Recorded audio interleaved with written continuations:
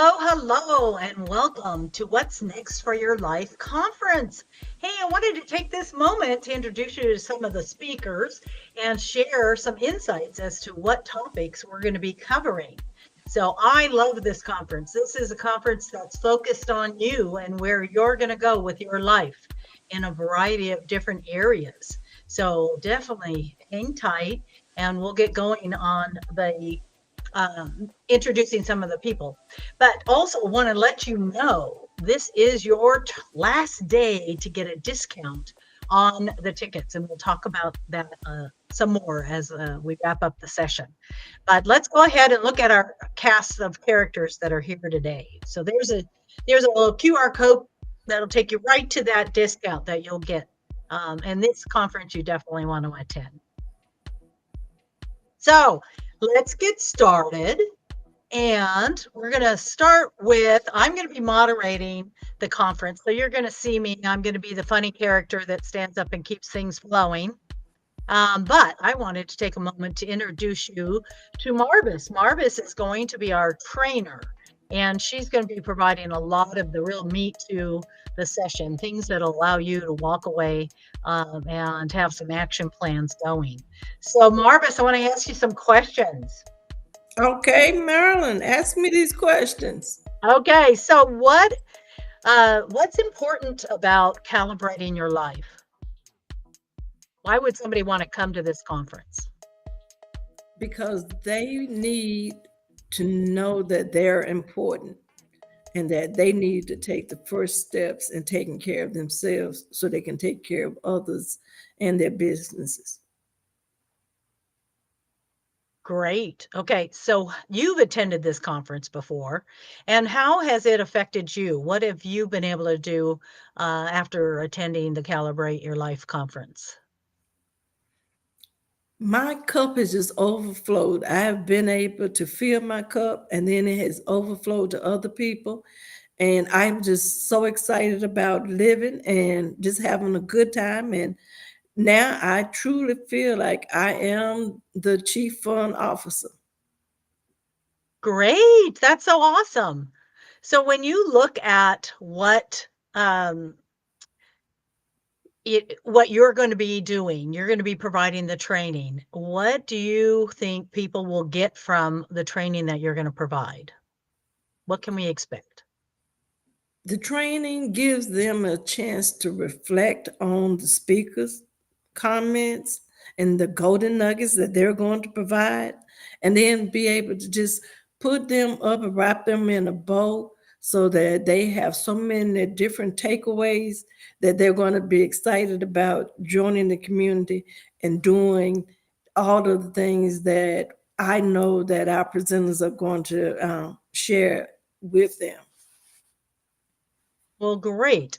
Well, thanks. Thanks for sharing. We'll be back. I'll drag you up for some more personal questions. I'm not sure what they'll be yet, but I did want to move on. We have two speakers here, and I wanted to have Hollis and Mindy share their insights for their topics. So we're going to do it kind of jointly. So first off, we've got Hollis is going to be talking about career and how that's so much of a big part of your life. And then Mindy is covering lifestyle, and they'll be participating in panel discussions as well as they'll have breakout rooms. So when you think about your section, your topic, Hollis, why is the topic important, or why does it have an impact on calibrating your life? Because your career is your passion. It should be your passion. If it's not your passion, it should be your passion. So it's what you do on a regular basis, and it just should make you happy. So that's why it's just so important. Just want to kind of get in. If anybody's off kind of with that vibration, it's a matter of getting people back on track. Yeah. Yeah, I mean, I mean, how many hours do we spend on our career?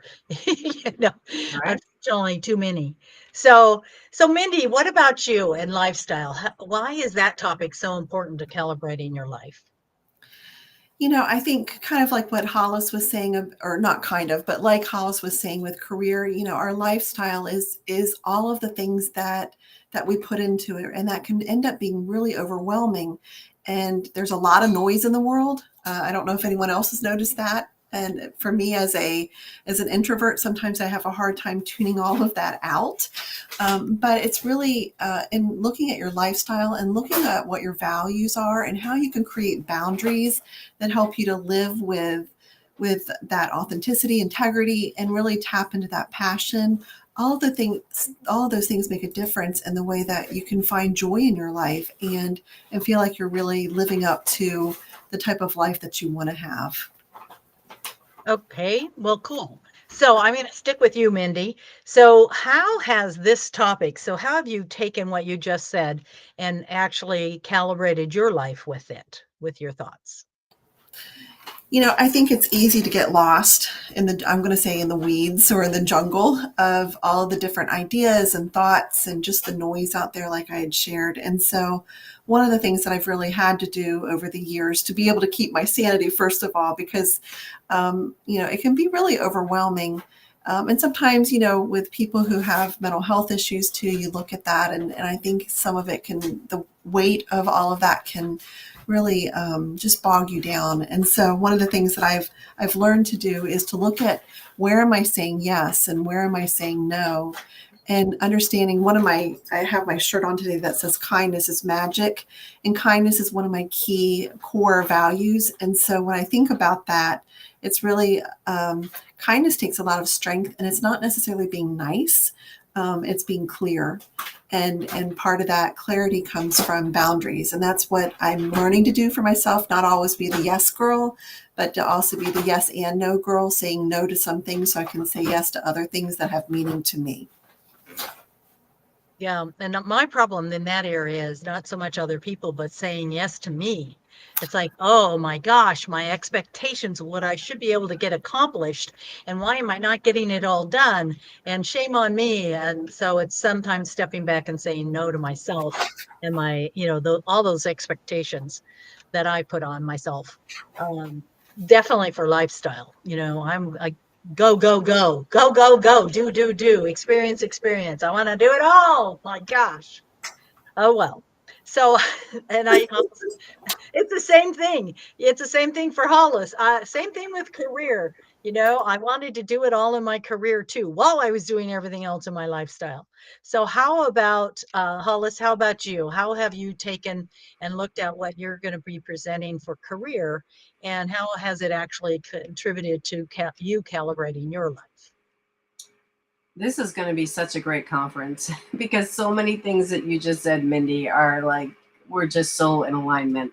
Um, how has it kept me there? It's been a journey. And I think this is really just talking about the authenticity of everything. So, being an art teacher for 30 plus years and then making a transition to being an entrepreneur and what that looks like, and then really honing in on my message and what I'm passionate about, and how I live my life is a direct reflection of the career and the business that I create and what my values are, and what I want and what I want to offer to the world. So it's honestly, it's been a journey. And I think it's important for people to recognize that in what you choose to do, um, it doesn't always have to be set in stone. There's space for transition and transformation and figuring things out. I think that people need to understand that and know that. Yeah.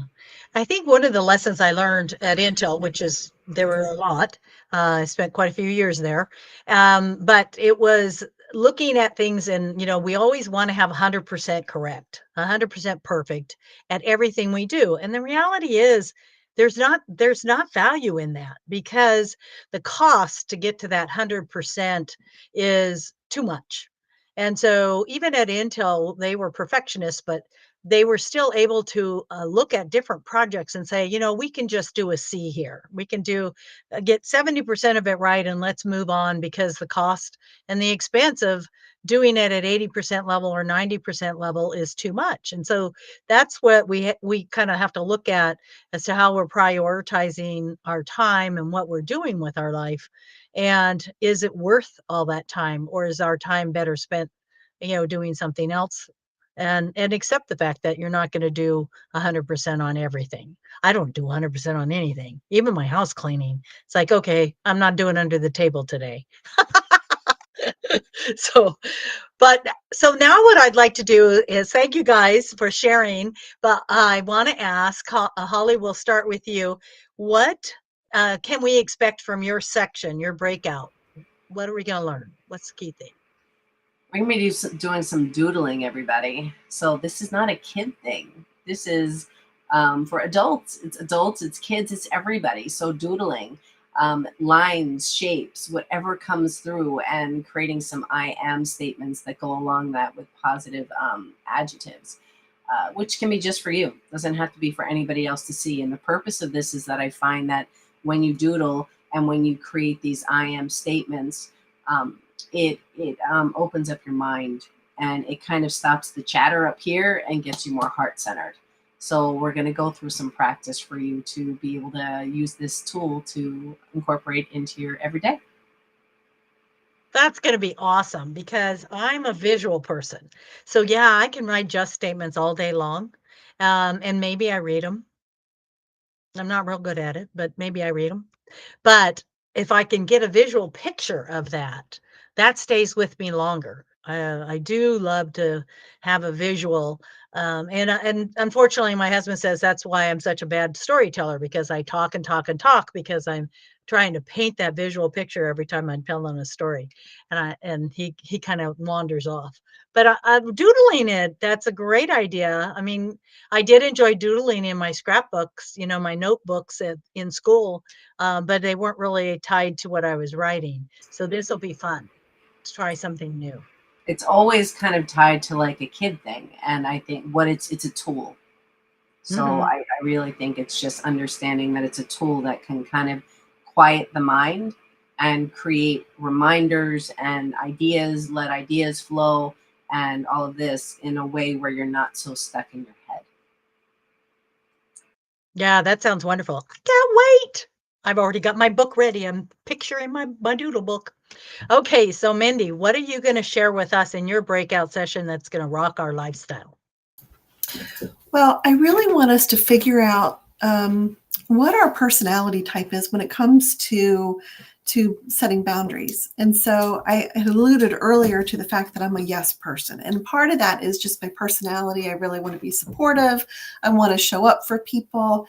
And there are other people who, like, when they set their boundaries, sometimes it doesn't come across as kind as I would like, and we can get our feelings hurt that way. So I think it's what we're going to be going to do is I'm going to give a little assessment, and it's not going to be lengthy.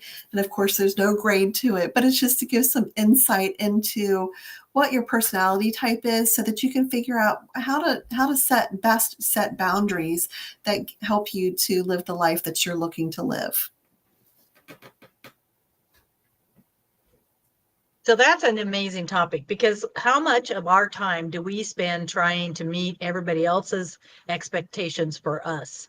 And I love all the personality stuff, because the reality is that if we took the time to understand more about ourselves and what's important to us, but then others too in our life, and how do they view things, important to them.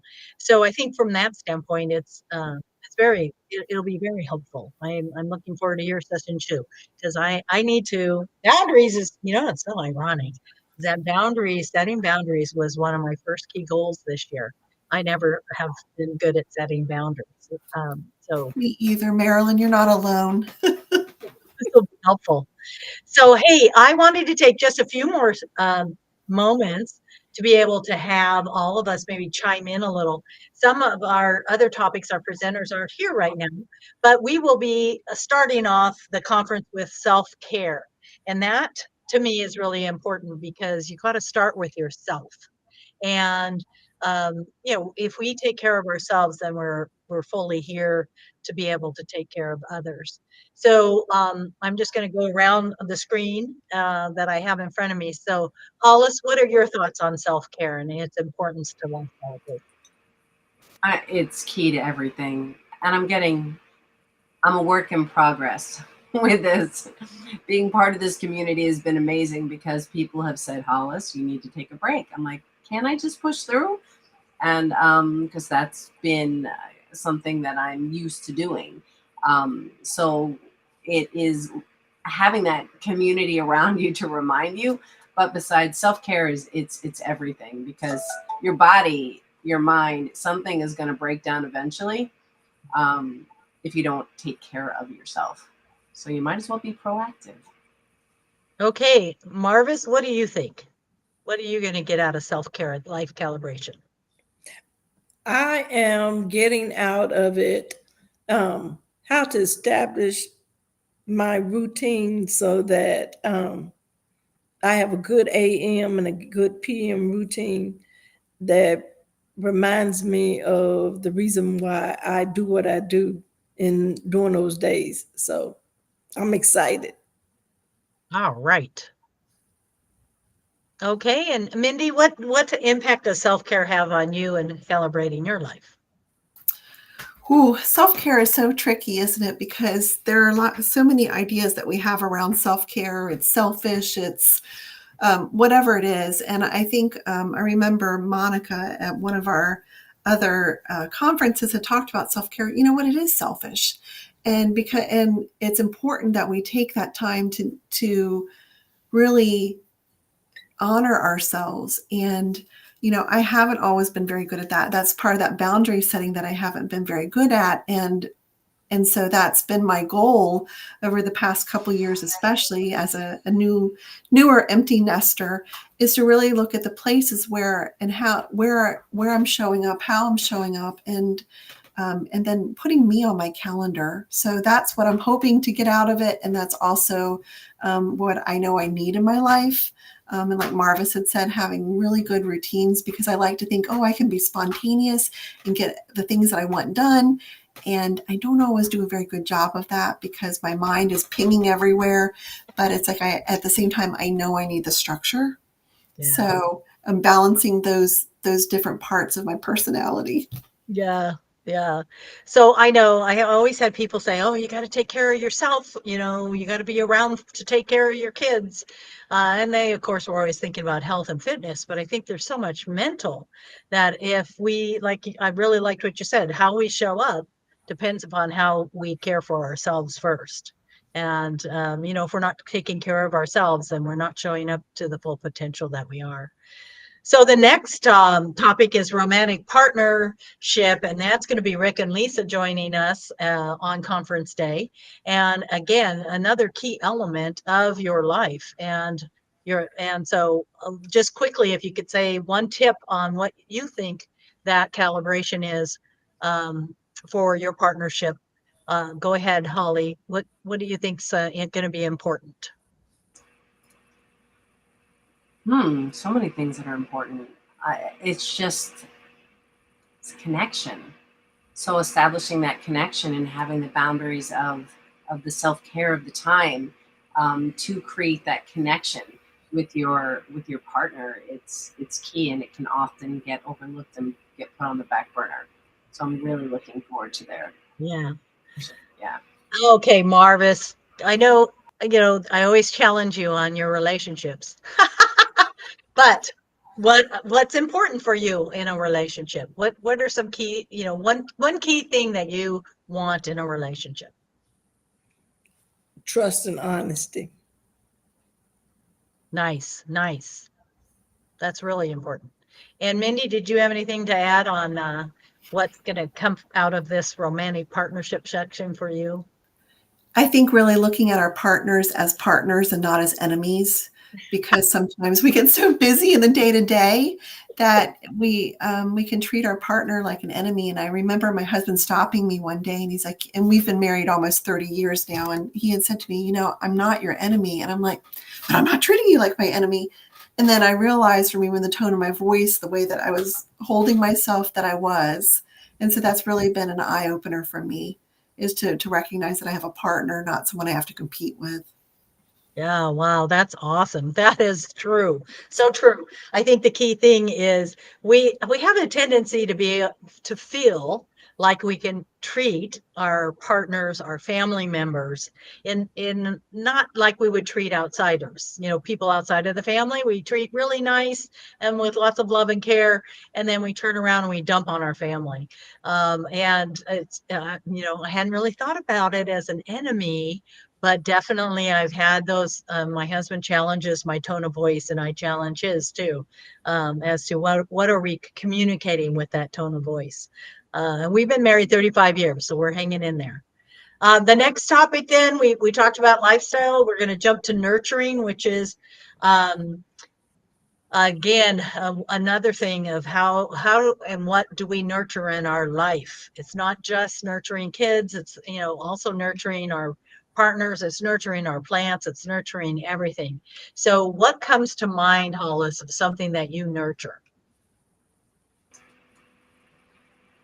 Well, I think the word nurture, just to me, I thought of awareness. So it's just awareness. So it's nurturing relationships. It's nurturing my cats. It's nurturing the house. It's nurturing relationships. It just feels like that word nurture is in everything. Yeah, for sure. Yes, that's so much. So sure. But okay, Marvis, she kind of ran a list of things. Is there one thing or particular that you love to nurture? I think nurturing my soul is what's most important to me right now. That's great. That's very important. I might have to think about doing that. I need to nurture my soul more. And that is very hard. That really hit me. Okay, Mindy, do you have something what's the first thing that comes to mind about nurturing something? I think both Marvis and Hollis added to it, or said kind of what I was thinking of, and that is really my personal growth, and really looking at, with awareness, what is it that I can do to nurture myself, nurture my soul, so that I can show up in the places and spaces in my life where I am needed, and there's a piece of me that needs to nurture other people as well, and I do that from this spot first. Yeah, I'm going to spend a lot of time nurturing my grandkids because I've got one and I've got two more coming in the fall. Woohoo, can't wait. But I really think that my goal this year has been more to step back and nurture myself, just because, like, the soul, like Marvis was saying, I need to, I'm, going into my last phase of life. And what does that mean to me? What does that mean to me and my soul? And what do I want to get accomplished? So we talked about career. We're going to wrap up. The last session is on tribe, and Jamie Nolan's going to be our speaker there. And just real quick, what does tribe? I'm going to take you off the hot seat, Holly. Mindy, I'm throwing it at you. What does tribe mean to you? I think it's important for us to know, first of all, what tribe does mean to each of us. And for some of us, that can be like a few really close friends and our family members, looking at the strength of those relationships. It's also our connections, so depending on whether we're more introverted or extroverted, that we can look at different places for those tribe members to come in. So that's what I think of when I hear the word tribe. And those are people that can nurture us, going back to nurture, in all those different parts of our lives, whether it be in our career, our home life, or in the community. So, Marvis, what's your tribe?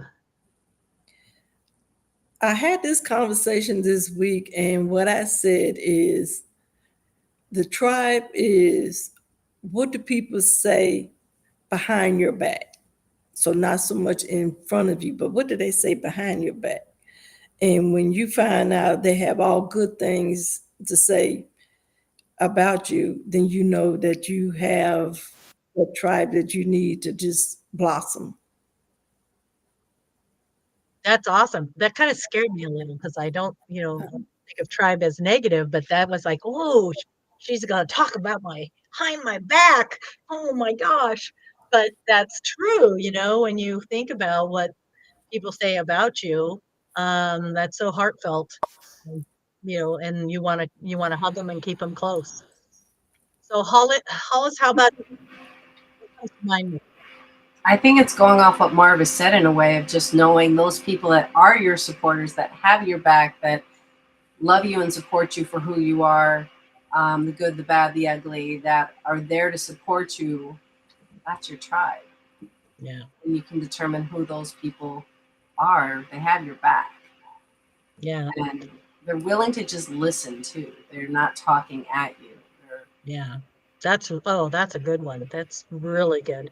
And I think the thing it's hard because, again, being the do it all, accomplish it all person that I am, asking somebody for help or asking, anybody else, it's difficult, but knowing that I could, if I needed help, call some people and they would respond, knowing, they're part of my tribe. And likewise, people call, I'm there to help them as much as possible.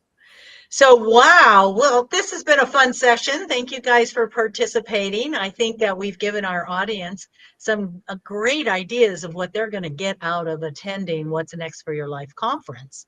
And again, we want to offer a discount. If you sign up and buy your ticket today, you will get an early bird price. There's a QR code there for you.